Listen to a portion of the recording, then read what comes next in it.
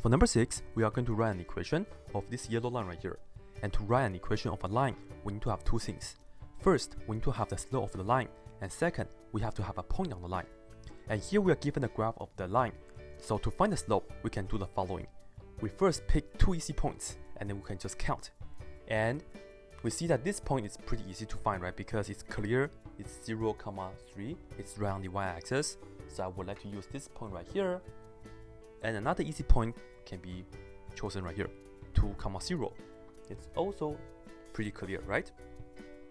Once we identify the 2 points that we want to use, this is how we are going to count. We starting from the point on the left, which is this one. You see, this is the left one and this is the right point, right? And then we ask ourselves, how can I go from here to here? Do we go up or do we go down? We go down, right? And we have to keep track. We go down once, twice, 3 times. So this right here is -3 because we went down 3 times. And then from here, I had to move to the right 1 time, 2 times, and that will be +2. We move to the right 2 units. And for the slope, let me just write this down. Slope, and the notation for the slope is m. We first look at how far do we go down or up. In this case, it's -3 because we went down 3 times. So we have -3. The number on the top is the up or down. And then we divide it by how many times we move to the right. And we move to the right 2 times. Therefore, the slope is -3/2. And another thing that we have to use is a point on the line, right? This is an easy point. If possible, always try to use the y-intercept, namely the point right on the y-axis. This right here is 0, 3. That's the point that we want to use. So we know the y-intercept is 0, 3, and we know that the b value is 3 right here. And then what we can do is the famous formula for the equation of a line. Y is equal to mx plus b. The x and the y will stay the same when we're trying to write out the equation.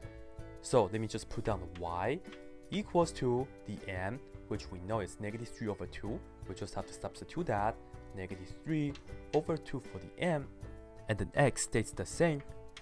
And for the b part, we know because of the y-intercept, b is the y-intercept, that's the 3. So we have +3 right here.